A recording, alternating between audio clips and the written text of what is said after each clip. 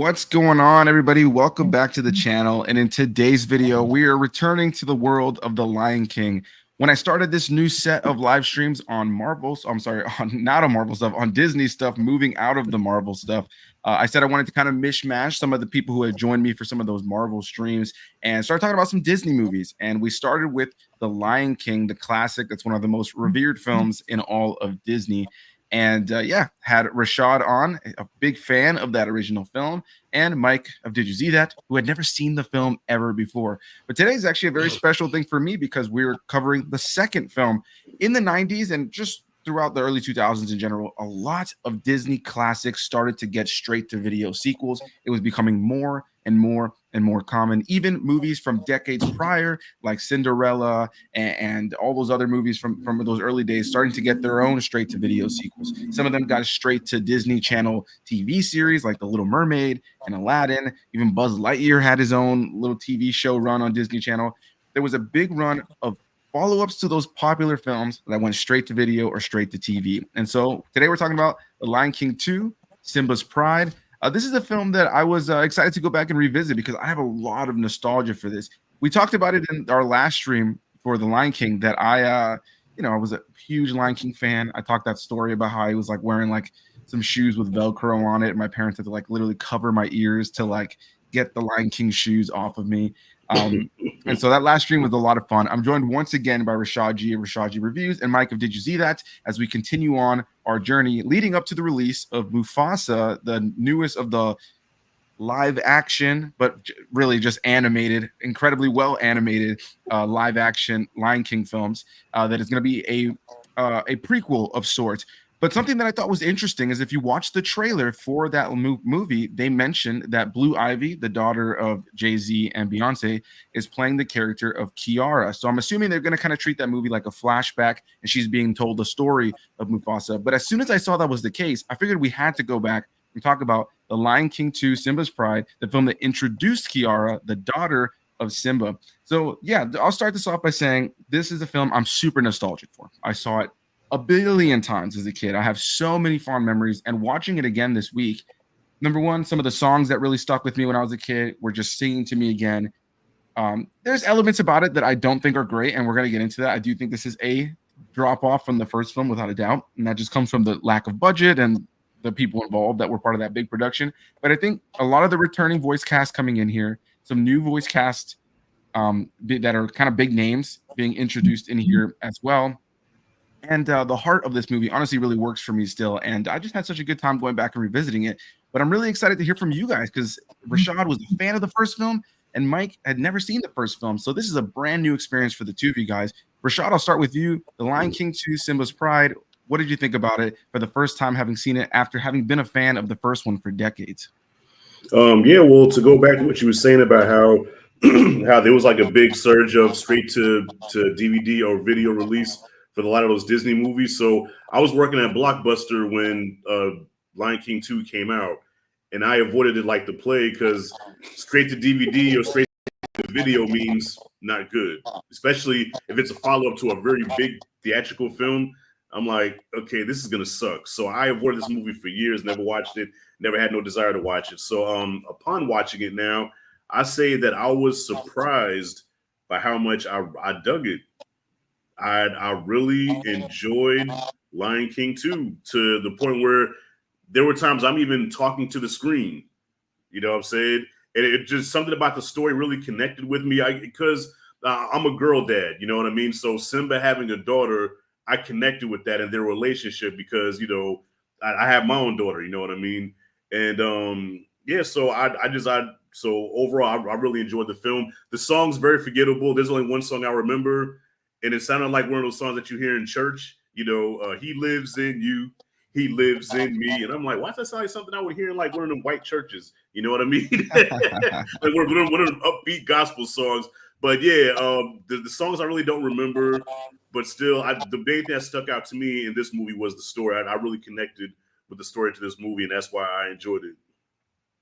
That's awesome, man. No, I love hearing that, dude. I'm happy to hear you actually enjoyed it and that it stuck out with you.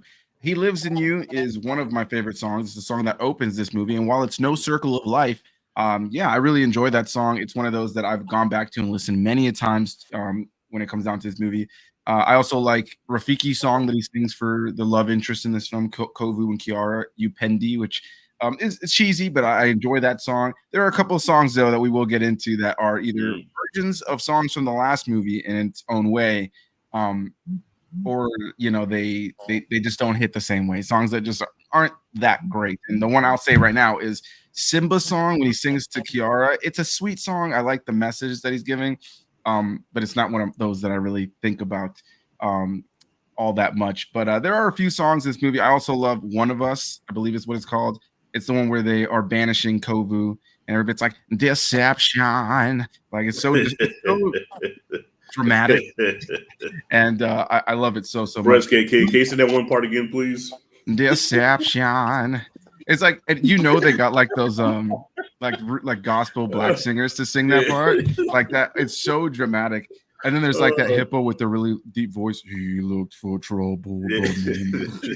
I can't even get that low.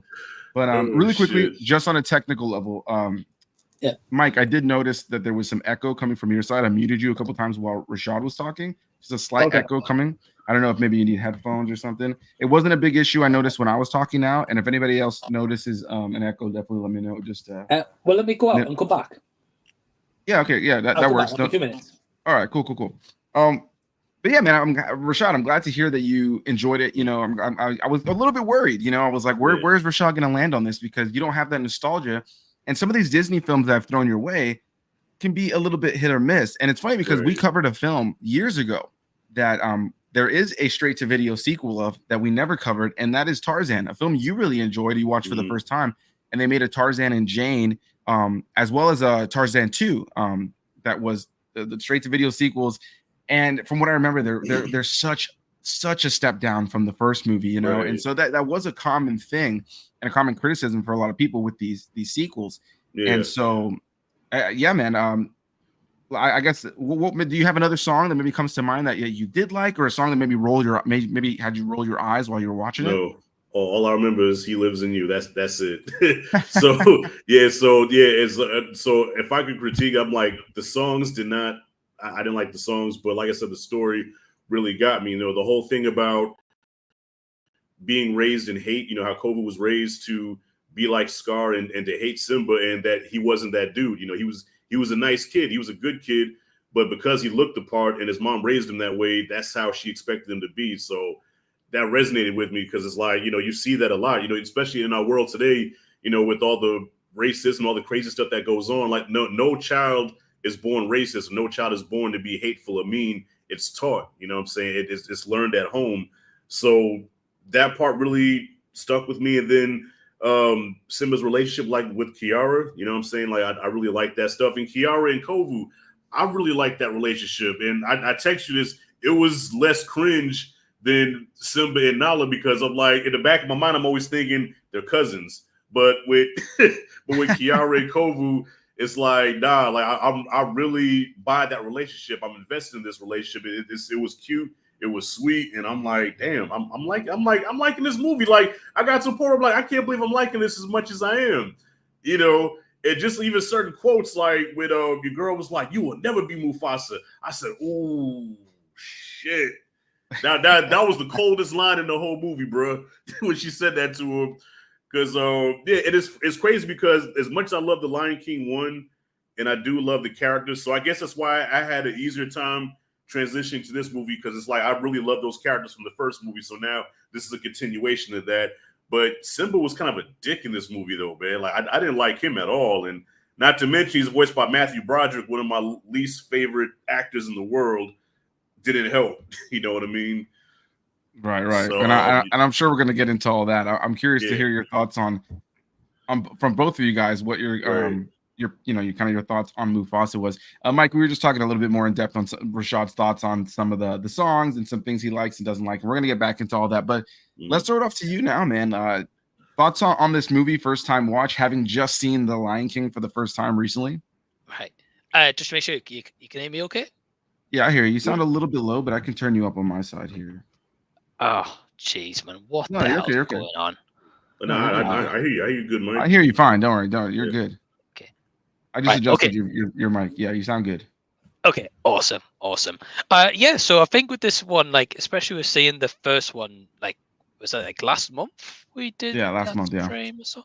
Yeah, I felt this was definitely a step down. I definitely agree with your comment earlier, Perez. Like, I definitely agree with step down. I think probably the budget didn't help because obviously, you know, it was like a direct to streaming movie. I'm guessing it was, or VHS, DVD release, that kind of thing. VHS, yeah. Yeah. And I think I text you like kind of like I text both of you guys when I was watching it. Like it felt a lot of the time they were retreading a lot of the first one again. Like I didn't get that. I'm sorry. Go ahead. Oh, really? No, I didn't get that. It felt fresh to me. Like, I mean, it did copy some things. Like there were a couple of callbacks, but I thought it felt fresh. I didn't feel like it was really treading the first movie. Oh, well, fair. It must just be me. I guess. But no, I felt there was a few retreads personally, but I can get like Rashad's point as well, like different viewpoints. That's cool. A lot of the songs I didn't like, I'll be honest. The opening was great. I was like, you're right, bro. It was like No Circle of Life, but I was still just like, that song just helped me get into this world again. So I really like that. I'm not sure if it's Hans Zimmer that came back and did this score or not. He didn't know that this time around. Yeah, I think some of the music. I know that song in particular is done by an artist named Lebo M. I believe is what his name is. I don't know what his last name is, but I believe he's like an actual like African artist, if I'm not mistaken. I think he killed it. Well, I was going to say, I will say this for the music. Like, apart from a few songs which I really like, the opening, and there was a few other ones as well, which you guys touched on. Like, cut out the audio part of that and to leave the instrumental in, absolutely phenomenal. Right. You know, but yeah, I just felt there was a few elements I really liked. I liked the part with Scar's supposed son. You know, like the thing, and he's going to have this reputation. He's lured in to try, you know, kill Simba as well as the movie goes on. But I just don't, man. I just wasn't an investor as I was in the first movie. Fair enough. Well, I do want to touch on something you said there, because I do think there are elements of this film that definitely echo the first film. And I think that's part of what I like about this film so much, is that a lot of sequels sometimes can do that sense of like retreading or retelling the story ever so slightly differently. And I think that this one does it in an interesting way, right? Because there's the beginning portion of the film with Kiara as a young girl, where she first meets Kovu, the love interest, who is like this adoptive son of Scar. Now, that's something to touch on right out of the gate, right? This movie introduces a group of lions that are outcast, and we're meant to believe that they were outcast with Scar and the hyenas, but these lions were never present in the first film. And so without a doubt, it's kind of like a retcon shoe-in, kind of like, oh, there was also this group of lions that got kicked out alongside all these hyena that we never saw these lions, but they just kind of appear now. So I feel like that was something that kind of made you kind of go like, all right, well, where did these guys come from? You know, but yeah, so we get introduced to this group of lions. At the beginning of the film, Kiara, you know, goes out there and is kind of wants to have fun and adventure and do her own thing, kind of like Simba did. And I love that moment where Nala looks at him and goes like, you know, she reminds me of somebody. And he's like, you know, who, of course. And it's the classic, like, you know, she reminds me of you. And so she did feel very much like Simba in a lot of ways. But I like that this movie, you know, because the reality of the first film is that it moves quickly. That was something we talked about in the last one. And Simba leaves to be with Timon and Pumbaa. He learns some lessons about letting go of things and the worries with them, but he ages up so fast. And while this movie has a similar kind of quick age up, really they spend more time with Kiara. And since she's not a full-grown lion, she's just like older, being able to kind of see her almost like a teenager character is pretty solid. And the fact that she's played by Neve Campbell, and I believe this came out just a few years after Scream, so she was still like, she was in a pretty good time of her career. And I rewatching the movie and looking at the cast again, I had completely forgotten Neve Campbell had played Kiara, and I believe Kovu, if I'm not mistaken, was played by Jason Marsden, who has done a lot of voices in animation in general, but a lot of Disney fans will also know him as the voice of Max from the Goofy movie. He plays Goofy's son. And so yeah, I thought that was a cool little thing there. But majority of the cast also returns. You know, Matthew Broderick returns, the guy who plays Rafiki, Robert Gilliam. Gilliam, is it Gilliam? Yeah. Okay, I wasn't sure if there was the pronunciation of the E at the end. And there's even sequences in the film where they have Mufasa like kind of like in a dream sequence, and it is actual like new audio that was used, I believe, by James Earl Jones. So the fact that this straight to video sequel was able to kind of retain those original talents and kind of like make it feel like a sequel that doesn't feel like disjointed. I think that really, really works. But I like hearing the various takes on it because you guys are disconnected from that nostalgia because there are certain things that don't work. And I think the movie for me has a little bit too many little side characters that are just kind of like that make them feel like they're part of a straight to video sequel. And recently, Mike and I covered all those Land Before Time movies. And that first film, right, has the right amount of characters. It's beautiful. It's quiet. It's tender. It touches on some heavy themes about death. It's actually very similar to The Lion King in a lot of ways, where with Littlefoot and Simba's journey. And then you get into the sequel, and they always have like this group of like kind of villains, one who's like in charge, one that's like a dumbass, and one that always sides with the leader of the bunch. And so this one kind of had a similar thing with this, I guess, side love interest that we learn about. There's essentially this film Scar even has a song that's similar to Be Prepared, very, very similar. Yeah. And then it has like the dumb son and then the younger like daughter, I believe, who is a little bit more like on the side of the mom. So Rashad, we'll start with you again. What were your thoughts on the villains of this film, the new set of lions that are introduced? I didn't mind them. Yeah, you could tell she was I forgot her name, but she was basically just a female version of Scar, pretty much, Right. And with the same motivations and all. But she played evil good enough to where she was a passable villain. Like I didn't hate her, but she was kind of generic, kind of cookie cutter. You know what I mean? Like there's nothing special about her that stands out.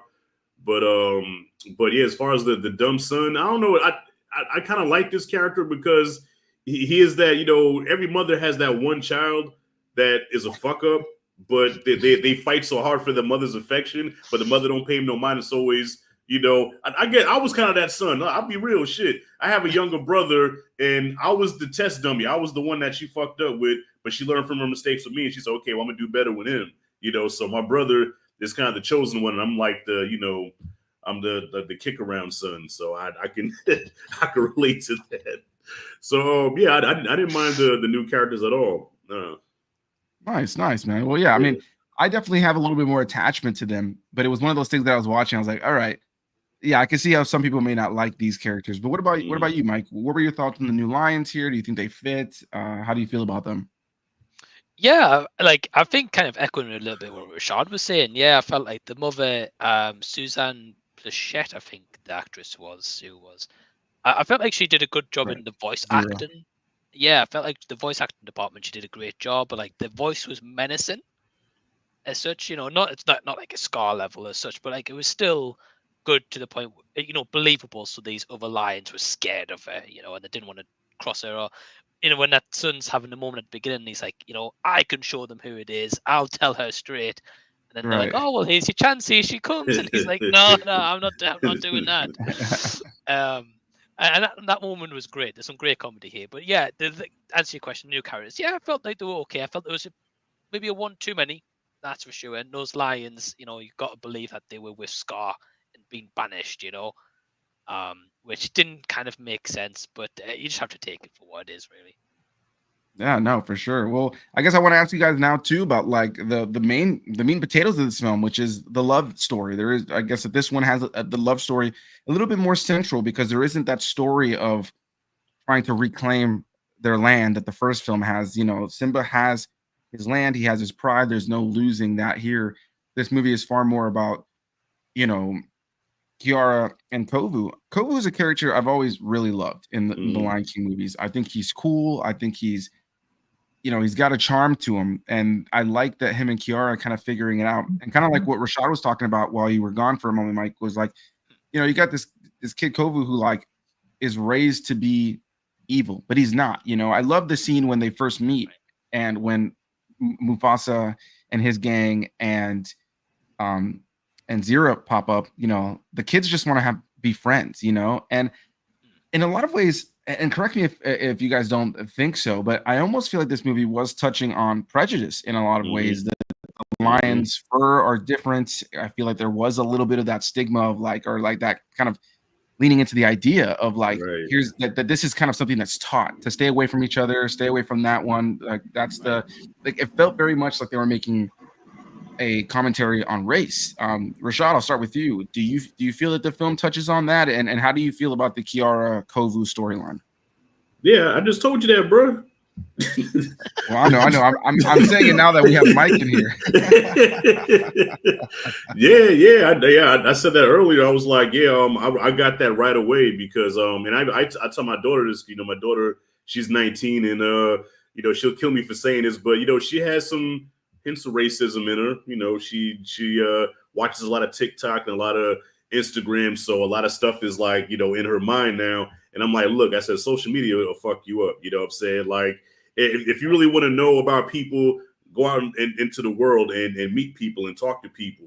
You know, that's how you should make your assessment of who you know come in contact with, not what social media or the media period tells you what to think. You know, and I always say it's always taught at home, and that movie conveyed that right away because, you know, you see from the jump he's a good kid, doesn't have an evil bone in his body. Even when it went from him being a kid to an adult, and you see like that he's like serious now, and it's like, yes, I have to kill Simba, but you can still see he's not that guy. Like, I'm doing this because I was taught to do this, I was raised to do this, but I don't want to do this, you know. And I've heard a lot of stories from people that said that, you know, they come from racist backgrounds where their parents were racist and that's how they grew up. But then when they started being around the people that their parents hated, they realized like, holy shit, like these guys are cool as shit. Like, what am I doing right now?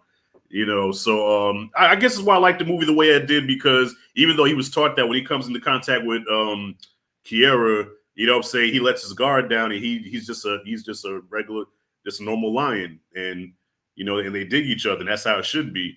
But then Simba want to pop his head in there and want to be, you know, Mr. Authoritative and like, yes, you're going to listen to me. I'm like, dude, you ain't got no bass in your voice. Sit down.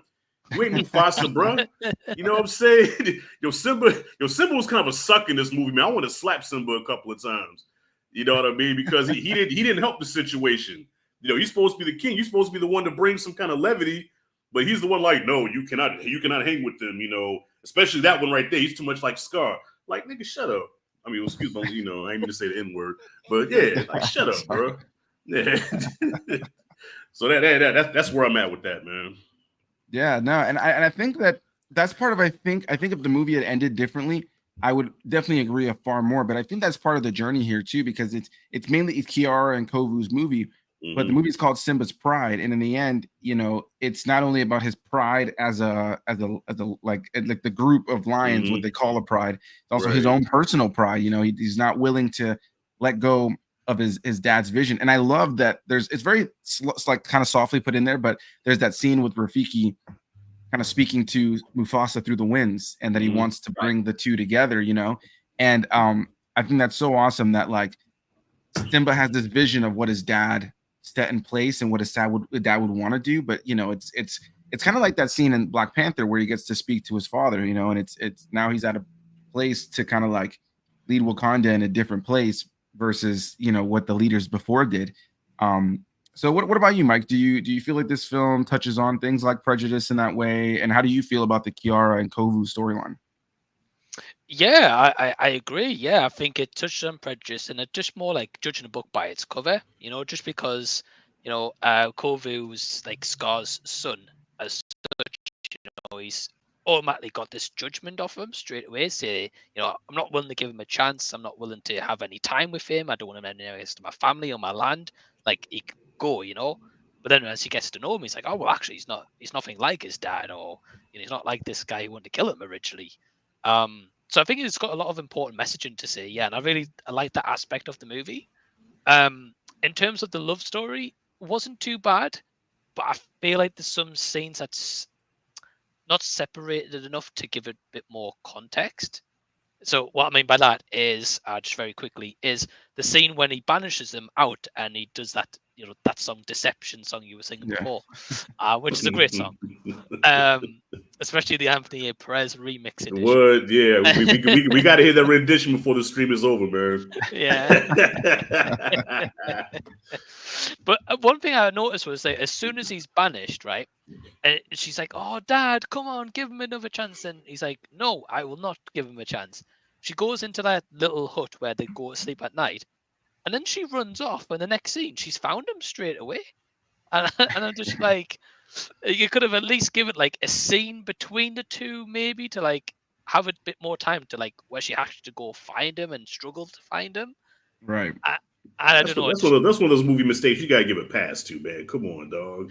That's kind of nitpicking a little too much, man. Like, well, how did she find? Man, don't matter, man. The fact is, it's a movie, man. Shit. How the hell did Bruce Wayne go from that cave to Gotham City? You know what I'm saying? In Dark Knight Return, I mean Dark Knight Rises, made it zero sense. But who gives a shit? He recovered from a back injury, Rashad. I mean, the guy can do anything. You know what I'm saying? I'm Batman. But no, the love story was okay. I liked it. I liked it more than kind of Nala and Simba's aspect here, really. And they weren't cousins. Well, I was talking to my wife about that last night on the drive home. How we were talking about it. Yeah. And I told her I'm sure Rashad's gonna like this love romance more because he can easily be like, okay, they're not related. Like this movie makes the distinction that they're not related in any way, shape, or form. It's less cringe because like when you see Nala lick Simba, you're like, that's your cousin, you know. But here when they kiss, it is sweet. You know what I'm saying? You buy it. Yeah. Right. Sweet cousins. Yeah. And I think that this movie does a better job of making some of it a little bit more subtle, right? And like little moments, because you could tell that Kovu and Kiara like each other. And there's that great scene where the two of them are with Timon and Pumbaa, who play like just like in the first film. The first film, I think they're a little bit more integral. In this film, they feel like they're just fun supporting characters, chaperones at times to the two of them. And there's that scene that the four of them get like crammed into like a little little section that they're hiding from some creatures that are running by. And as they're kind of like smushing their way out, Kiara and Kovu kind of like give each other this like small kiss. And there's like little awkward moments like that where it feels like the relationship blossoms a little bit more. And I found myself like rewatching it, really enjoying those moments that were just small and cute and tender. And I like that the film includes all of those characters from the first film, while some actors didn't come back. I believe Zazu is played by a different actor this time around. But the voice actor still sounds pretty clear. It's nice that a lot of the cast came back, and I like the new cast members as well. And I feel like they just do a pretty good job of conveying the emotions of everything that's going on. So yeah, I mean, it's nice to know that we all kind of feel the same about the themes about this and the romance for the most part. We talked a little bit about it already, but let's fully discuss it. Rashad, I'll jump into you first again.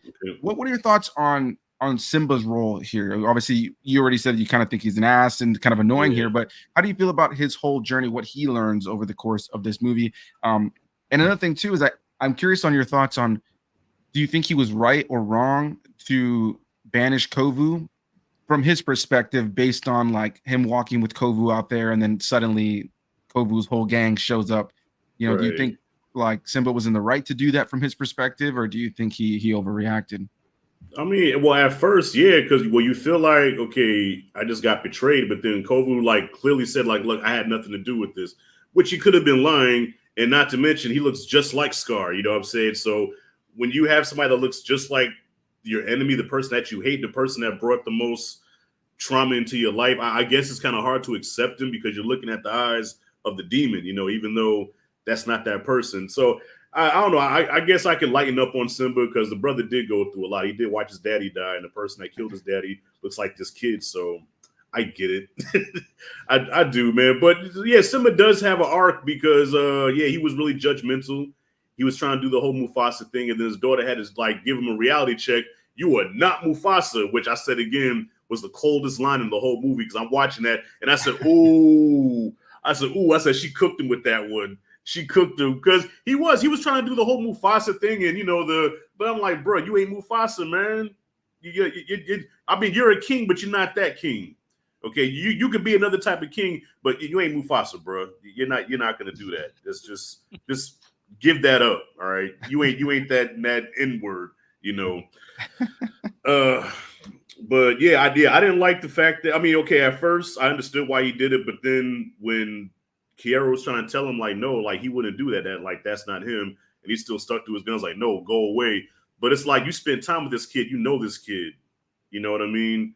So something in you should have been like, all right, well maybe it's a misunderstanding. maybe he had nothing to do with that, especially with him coming back. Because if he was down with it, he would have been still with his mom's, twirling the mustache, like, yeah, we got him. No, he came back, the hat in the hand on bended knee. My bad, I had nothing to do with that. Come on, you the king, bro. Have a little compassion. So from that respect, yeah, Simba was a dick, but he did come around by the end of the movie. So I don't hate him. I just wasn't a fan of him in this movie. Like, he's probably my fifth favorite. He's my fifth favorite or least favorite character in this movie, man. Kovu's number one, Ciara's number two, Kiara's number two, and then Rafiki. Simba's like near the bottom. All right, fair enough. Yeah, we've already talked about it a little bit, but yeah, I love that scene where Kiara tells him, like, you'll never be Mufasa. Like, I love how that hits. And I think that's something that happens to a lot of people, right? They try to like live up to, especially if they're in a position of a legacy, like a king, or that they're kind of following in the footsteps of somebody that's part of their lineage. There is that feeling to be like, well, I need to be like this person, or I need to kind of show that same kind of strength. But Mufasa was the perfect king, right? Like he had that sense of humility, but he had the deep voice. He was menacing while also like vulnerable, and that's just not who Simba is, And while he could have been around for some like pretty integral years to maybe make him like a Mufasa, in those years he was out, eating bugs with Timon and Pumbaa, so he wasn't, he wasn't necessarily defining himself as a king, Right. And it's tough because I almost feel like with Simba, it's like I totally get where his perspective is coming from, but I kind of see what you're saying, Rashad, where it's like maybe he could have had a little bit more understanding for Kovu, especially since that day that happens, he is after Kovu's been sleeping outside. He eventually is like tells Kiara, like, no, I don't want you to talk to him. I want to talk to him. It like seemed like the daddy giving approval. So it's like you finally give approval to this guy, and then like everything goes haywire. And I should also add, I absolutely love that when Pumbaa is carrying Simba away, all like on the ground, that Timon is just like carrying his tail behind him. I love that detail every time. What about you, Mike? How do you feel about Simba and his journey in this film? Do you agree with Rashad, or do you have your own kind of outlook on it? Yeah, pretty much agree. Like, it's more where he's just trying to live up to the legacy of his dad, and he's trying to be like, right, if I follow the footsteps of my dad, that will make me a great king, and everyone will respect me. But yeah, it's kind of like building your own legacy, and we see that with actors nowadays, trying to live up to their parents, iconic roles, and then they sometimes struggle with that. They either fall flat or they break out. Adding to this whole story of him and Kovu, when you said like that they took him in, even when he gets attacked by the woman lion, Kovu was trying to rescue him when he was climbing up them sticks anyway. Yeah. So it's not. Yeah. I know he had that kind of dream about him previous, kind of a nightmare as such, but he still went to go try rescue him. Surely, if he was in on it, he would just let him fell from the whole thing and be like, there you go, he's dead, Right. But yeah, I think towards the end, like, he kind of comes round, and, Kovu sticks up for him in that battle, and they, have a happy ever after kind of thing. But he's no Mufasa. But I did like the Mufasa sequences we get, though. I felt they were really well done. Nice. And wait, did he at least apologize to the boy? I think he does at the end. He does like I think he says something like, I think I was wrong. And he accepts them all in, and I mean, it would have been nice to hear a little bit more from the other lions who get accepted in, like especially the one that survived, because the one brother has like kind of like a sad death, like the dumb brother. He ends up having like that sad death in the movie, and trying to just make his mom proud, which was just both like cringe but heartfelt at the same moment. But then there's like the sister who like does survive, and she tells her mom like there's enough of this and joins. I would have liked to have heard or seen more of her near the end there, but it feels like it's just like, all right, we're gonna side with Simba now, and now we're gonna stay with Simba. And Kiara tries to save Zira, the villain of the film. I almost wonder. I'm sorry. Go ahead. No, go ahead. Oh no, I was gonna ask, like, do you think that there should have been maybe like a moment where Kovu kind of, because when the mother died, right, and even though Kiara tried to save her, a part of me was thinking like, okay, I wonder if Kovu's gonna look at her weird, because even though she was evil, like, that's still my mom's though. and Right. you were in her presence when she died. So a part of me was like, is he going to look at her sideways? And I wish there would have been a moment where he could have been like, I don't want to say remorseful, but kind of sad or kind of torn. Like, damn, that's my mom. You know, yeah, Right. she's evil, but you know, she spit me out her butt. I still have love for her. You know what I mean? Right. Yeah. So I don't know. Maybe I'm tripping. No, I mean, that's a good point. It could have added some drama. I think that at the end, they kind of just wanted to wrap it up with a nice bow on top. So it's like once she dies, it's like everything kind of like settles out nicely. And there's just like the nice music and stuff like that. And it kind of just rolls into the credits. What I almost would have liked to have seen, and I think it would have brought full circle with Simba's little dream that he had there, was I would have liked to have seen a moment maybe where Simba was falling and Kovu went to reach for him. And it's like an echo of that, but Kovu brings him up. I feel like it would have like really kind of brought that full circle. I think that was a missed opportunity. And speaking of missed opportunities, we've talked about all the things we liked, and it seems like, you know, we all kind of like similar things and have some similar, you know, kind of approaches. Let's talk about the things we don't like. I think for sure, because this movie has a lower budget, one thing for me right out of the gate is while there are some moments where the things they're focusing on, the animation looks crisp, there are some moments where the animation is not so great. And one area where that was super noticeable to me was the use of like 3D animation for the fire and the scene where they're burning up like the savannah.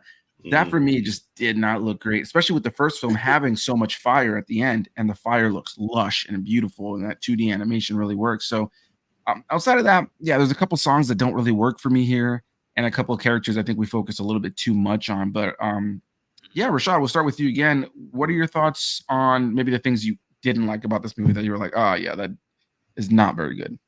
Yeah, well, I definitely like more things that I didn't like, but the things I didn't like the song. I didn't like any of the songs, any of them at all. Really? You know, as compared to the first movie, I liked 90% of them, where this one I didn't like any of them.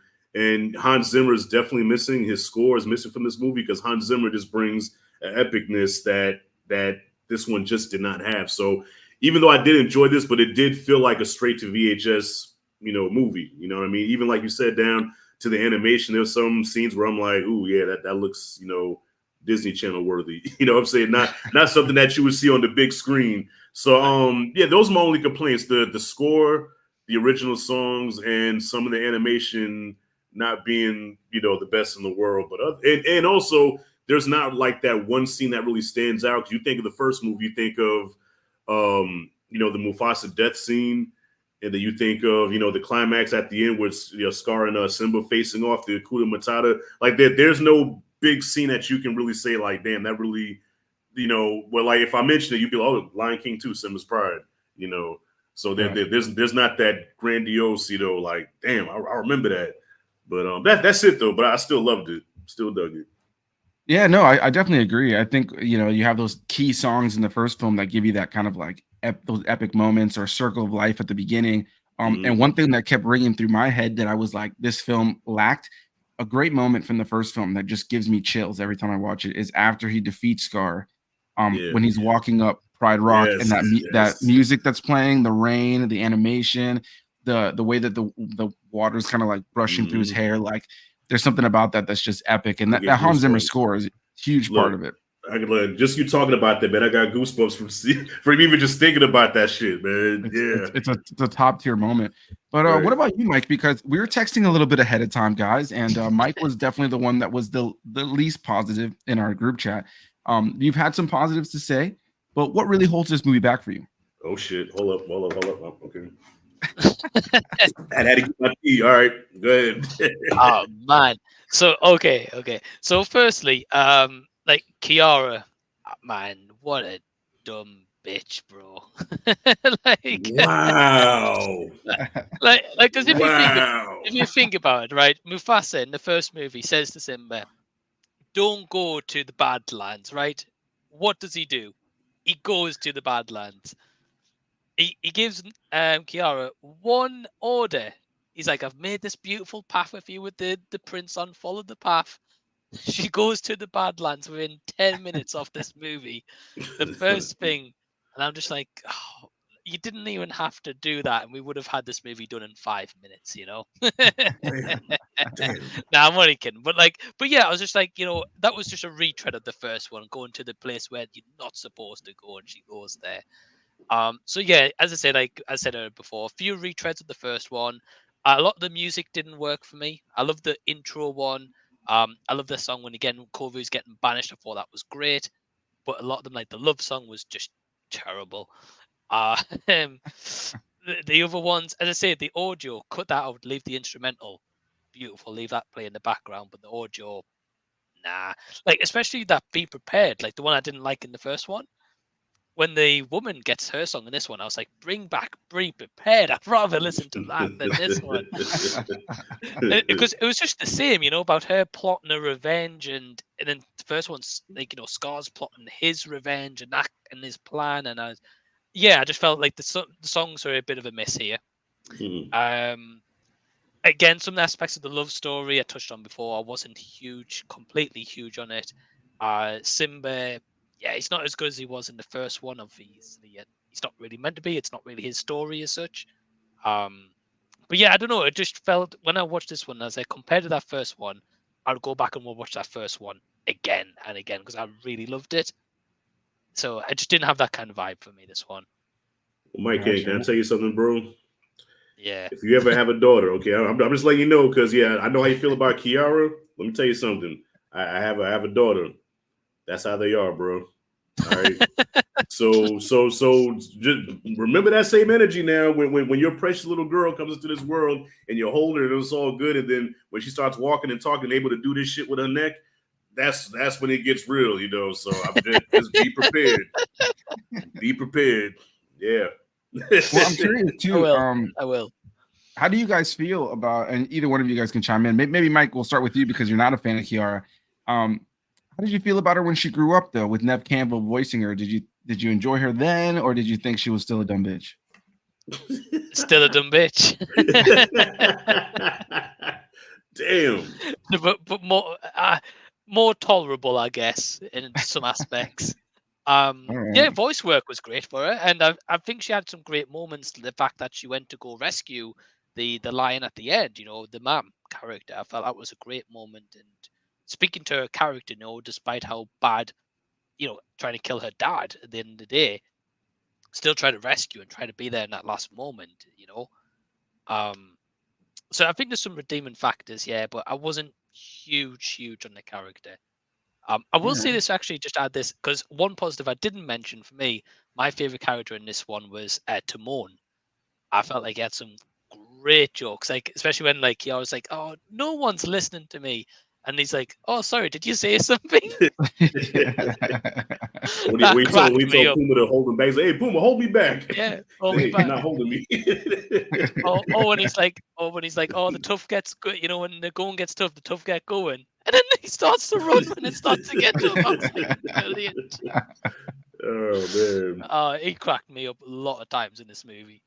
Yeah, Timon and Pumbaa are tons of fun, and that's something I'm really excited for Lion King 1.5, because that movie is about Timon and Pumbaa. It's the whole movie is from their perspective. It's how they meet. Nice. We get to meet Timon's family in the film, and it also it's jumping through time and also tells the story of the Lion King, but from their perspective. So while you have Simba and the other characters dealing with something over there, when they're off doing their own thing, or like for instance, I don't know, like when the hyenas come and chase them out in the first movie, like the story keeps following them versus cutting back to Simba. Like the movie is in their perspective. So it'll be interesting to watch that one, especially with Timon being your favorite one here.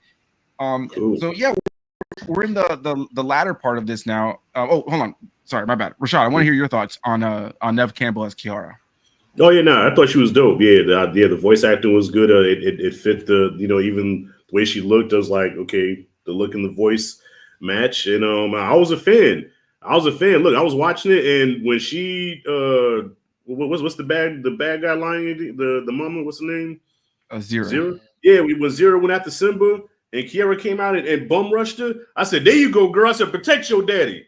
That's right, because of course she's a woman, so of course Simba can't fuck her up. It's a female. So when she jumped at her, that's some shit. That's every father's dream. To have their daughter be like, "You ain't gonna touch my daddy," and she gave her the business. I said, "That's what I'm talking about."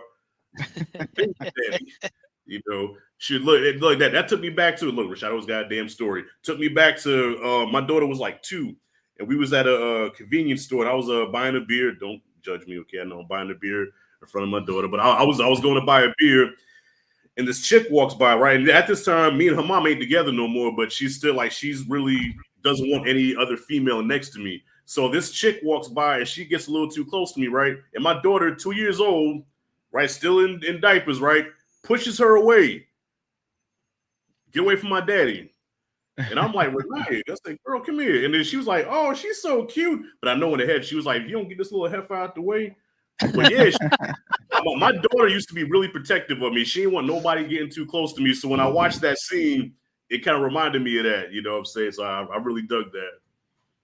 I love that, man. I love being able to hear your stories because, I think this is a film that it makes sense that it connected with you so much, right? Because, it's a story that touches on some real life things and prejudice, which is a theme of a lot of movies that we've covered on your channel and stuff like that. And the fact that it has this, daddy-daughter story and kind of like the loose cannon that a kid can be. And, from what I've heard, having a daughter can be exactly that, and kind of the nature of having to kind of like reorient who you are and kind of how you choose to parent, because there's an element that you can't control there, So, I love hearing your stories, man. And I feel like that's part of what adds to the things that we like and don't like. Now, we have Mufasa coming down the way, the new film that's supposed to be a prequel showing how Mufasa and Scar came to be and leading us into the original story. But as I mentioned, part of what made me want to cover this with you guys is the fact that Kiara is going to be in that new movie. And I'm guessing Simba or Rafiki or somebody's going to tell her the story of Mufasa, and they're going to treat it as flashback. So now, having seen this film, and we've gotten a live action Lion King movie before, is this a movie that you guys would like to see maybe done in a higher budget live action version of The Lion King? Would you want to see Kovu and that story done again in live action? No, Rashad? No. The Lion King needs to stay animated. It started out animated. It needs to stay animated. I've never watched the live action Lion King because of the love and respect that I have for the original. I would not dare waste my 2 hours watching that, and from what I hear, it's soulless. Like I heard it's technically good, but the movie just has no soul, and I can't watch the Lion King movie without soul. So fuck that movie. What about you, Mike? Nah. Yeah. Nah, I mean, because I know, like, when we spoke about the original Lion King, I told you guys I'd watched the live action one before seeing the original. But like, I really enjoyed. Obviously, of course, I really enjoyed the original, so I kind of don't want to watch the live action one anymore. I mean, I probably might revisit it before Mufasa comes out, though, just so I know the story and give it a fair chance, But nah, I think this kind of story is better animated. Right. Nice.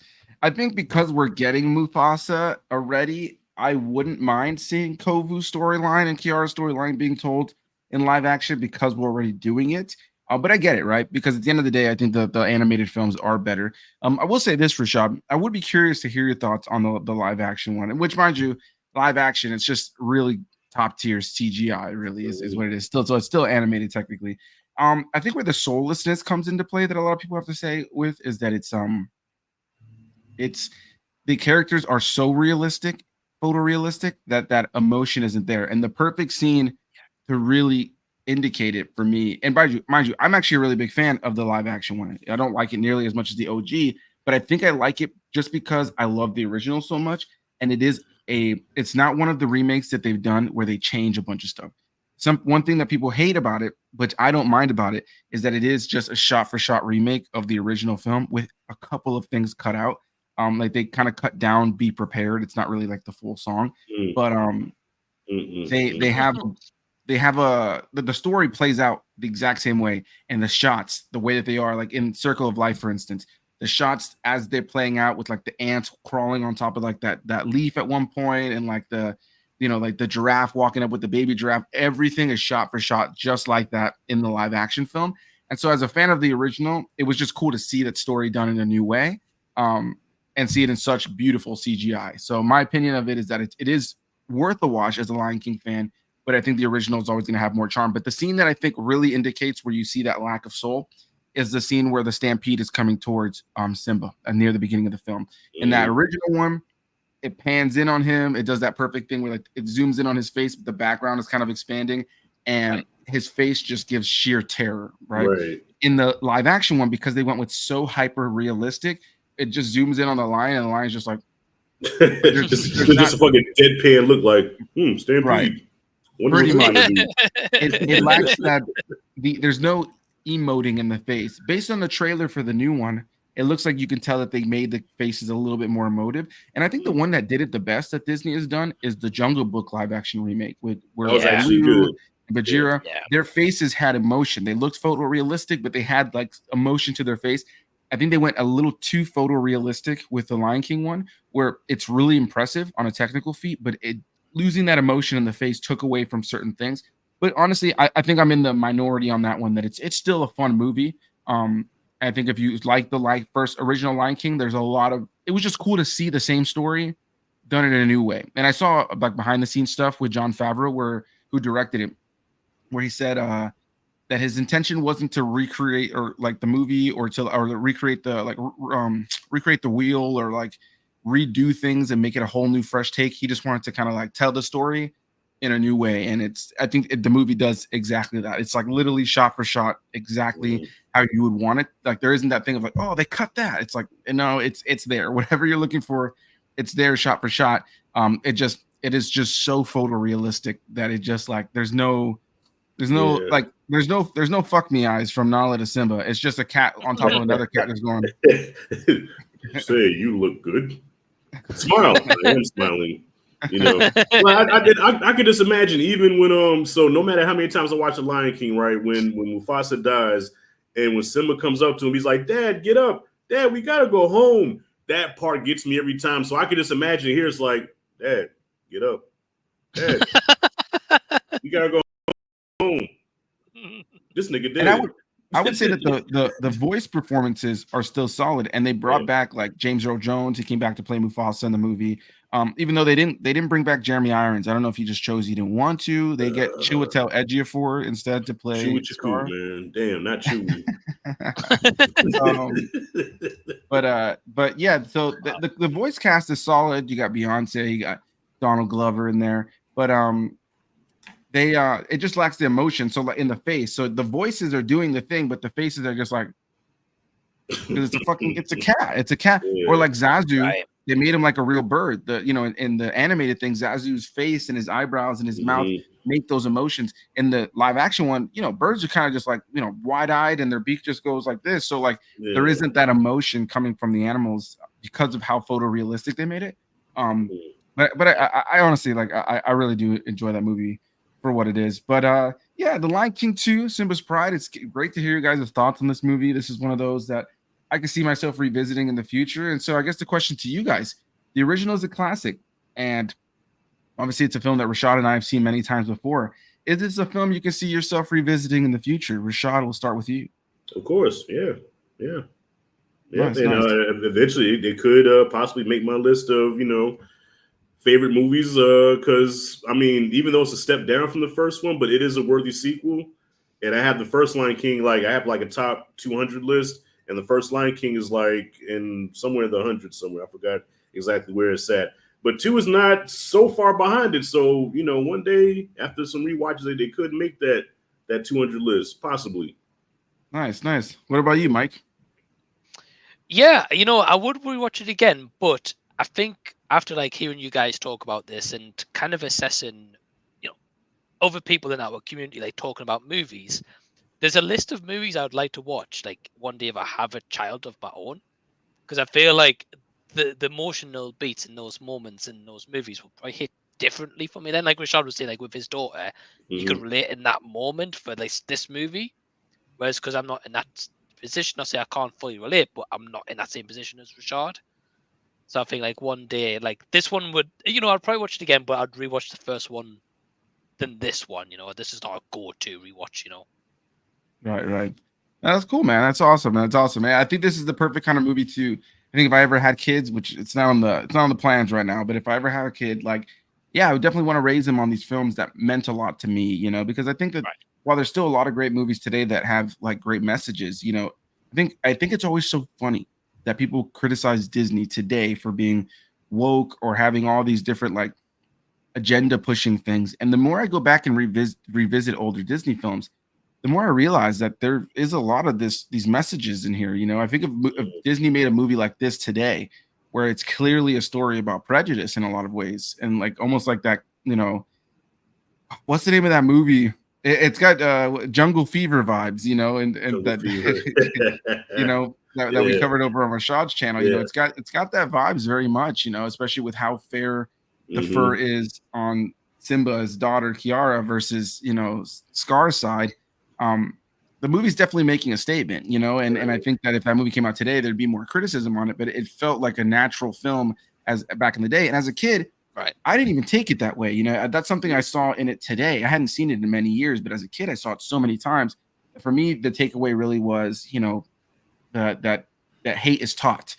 And even on the good side, you know, that this kind of be careful of those kind of lions, you know, is taught, you know.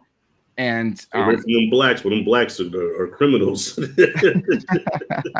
Hey, you black? Oh shit! Shout out to Mr. Jose, man. That's fucking hilarious, dude. Alden Tuttle popped in here to say that he loves how this movie says, "Yeah, Simba's a butt. Let's fix that." Also, lion racism. The kids will love this movie. That's a simplified way of putting it, but yeah. Yeah, exactly. All right, guys. Well, we're coming to the close of this. I want to say big thanks to Rashad and Mike for joining me. We will be doing, hopefully at the beginning of December, The Lion King 1.5, putting a bow on top of this. It's been a lot of fun. I got a couple more of these series coming down the line of things I started, like a first one of that we have some sequels coming out soon. We are now out of the Halloween season, but next week we take a break from Disney movies just for 1 week to cover the original late 80s Dragon Ball series with my buddy the Big Rob Theory. Recently watched that for the first time ever properly. I had seen episodes on Cartoon Network as a kid, but I had never seen the entirety of Dragon Ball. I watched it all in Japanese, the way that it originally came out, and I will be doing a full review of that entire show with the Big Rob Theory next week. The week after that, we're going back to Disney, but also back to some Halloween-esque stuff with Under Wraps remake, once again with Chad Sabrin and Norin Rad 89, who were on for the original film that we covered. So I got a couple series, and then soon enough, I'll also have D Movie Man and Crosby Critic on once again to talk about Twitches 2. But for now, we're coming to the close of The Lion King 2, Simba's Pride. So much fun to hear you guys' thoughts. And as usual, you guys can find the links to any of my guests down below in the comment section or the description. So please go give them some love. Rashad, I'll throw it over to you first. Anything you want to plug over on your channel, anything you got coming out soon for people to look out for, whatever the case may be, go ahead, man. Yeah, so we just finished spooky season, so I have some a lot of content on the channel for the month of October. So I just did the last review I dropped was I did a versus between Texas Chainsaw Massacre 74 versus Chainsaw 03 with my daughter. She was on there with me, so I just wanted to get a young person's perspective and an old head's perspective, and you know, so it's not just all coming from an old head like, oh, you can never beat the classics. Okay, let's have a young person watch it, and I think you'll be surprised by the results. So I got that one out, and I have a first time watch for Demons 2. So I got Demons out my life now. I ain't got to watch those movies no more, but I had to face my fear, and because I've been scared to watch those movies. Like, man, come on, yeah, y'all grew up in the blockbuster era. Well, the tail end of the blockbuster era, when you come across the horror section, every time I saw those VHS covers of Demons 2, and Night of the Demons, like I just 80s Demons movies just keep the fuck away from me, okay? But I did a first time watch for that, and so yeah, check that one out. And I also did a versus for Halloween 07 versus Halloween 78, Child's Play 88 versus 2019, and just a whole bunch of other stuff. Right now, I don't have anything coming up because November. That's when I usually have to recalibrate and be like, okay, damn, well, what do I do now? Right. So yeah, so nothing coming out right now. But if you want to go back and watch some of the spooky shit, check it out. Hell yeah, brother. What about you, Mike? Anything you got coming out on your channel soon, or anything you want to plug? Yeah, well, firstly, bro, thanks for having me on once again. Blast as always with you guys. Yeah, so today I just dropped my review for Star Wars Return of the Jedi. Finally, the best one of the original trilogy. Hot take right here. Yeah. Okay. Really Okay. enjoyed that one. We'll not mention Empire Strikes Back. We'll stay away from that for now. I know these fellas would rip me a new one if I start talking about that. Skills getting worse all the time. I know. But no, so I dropped my review for Return of the Jedi today. The other day I did a live stream with Nora and Rad, talked about Lake Mungo in full spoilers for Halloween. So that's in there. And as of this video, I've got 12 days off now from work as of today. So Sweet. plenty of videos, plenty of live streams coming up. I'm gonna go Z see Talks. Oh, that's trying to say that out loud. Yeah, I think I'm due with Z Talks. I think, Okay. and also coming up very shortly, Rashad's going to join me again for Sharknado 2. We're going to go through all 6 Sharknados. Yeah. So that should be fun. And hopefully get Perez on one of them.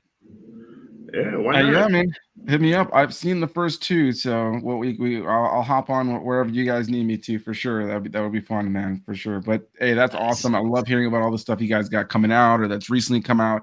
These 2 guys have top tier movie related content, different takes, different eras they're talking about, different kinds of movies. If you want a lot of the old school stuff and comparisons to the old school stuff, like Rashad was saying, definitely go hit him up. If you want some takes on some things, first time watches like the Star Wars movies, go over to Mike's channel, as well as a bunch of purposely bad movies like Sharknado. Definitely go over to Mike's channel. He is the king of those kind of movies. Over on my channel, as of right now, the last few days has been heavy with releases, so I do apologize, but also am grateful to anybody who's taken the time. Just dropped a review for Heretic, which comes out next week, a new horror thriller film coming from A24. Yesterday for Halloween, I dropped 2 videos. One for the full first season of Agatha All Along, the latest Marvel show, as well as for Late Night with the Devil, which I am super late on. Finally got around to checking it out. Thank you, brother. I appreciate that. That was a lot of fun to finally check out. I'm super late to the party there. Also got a review earlier in the week for AnthonyAPerez, which I know is a sore subject for Rashad right now, so we won't talk about that. But that review is out on the We channel. don't talk about Amelia. What else? Got this live stream today, so thank you for anybody who tuned in, whether you watched it live or after the fact. Tomorrow, if all goes to plan, I will be checking out a Christmas movie, first of the season, a little bit early, called, I think, Best Pageant of Christmas, the best Christmas pageant ever, or something like that, I believe is what it's called. So I know that comes out next week, at least here in my local area, but I'm getting to check it out just a little bit early. So that review will be coming out hopefully tomorrow. Either way, though, thank you so much, everybody, for watching. Any final words from you guys? Thanks, brother, for having me. Thanks for inviting me, man. Peace. Of course. Well, thank you, everybody, for watching. We will see you guys in the next one. Have a good one, and